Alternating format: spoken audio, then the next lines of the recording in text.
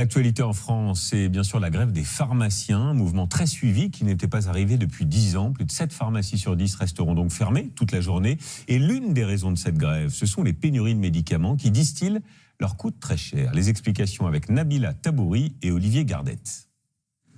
Des croix vertes qui clignotent aujourd'hui, il y en a bien peu.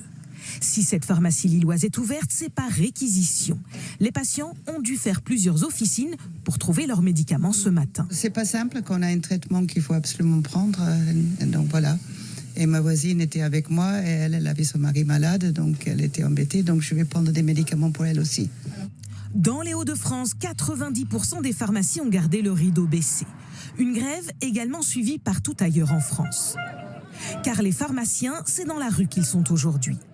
À l'appel de leur syndicat, ils manifestent, comme ici à Toulouse ou encore à Nice. Parmi les raisons de leur colère, la pénurie de médicaments à laquelle ils ont de plus en plus de mal à faire face. On ne peut plus faire notre métier, ça devient inacceptable. Inacceptable. Nous, on ne peut plus délivrer une ordonnance correctement. Les patients, ce sera comme les médecins, déserts médicaux. Débrouillez-vous pour trouver des médicaments comme vous vous débrouillez pour trouver des médecins maintenant. D'après les syndicats, 300 pharmacies ont mis la clé sous la porte l'an dernier, soit près d'une par jour.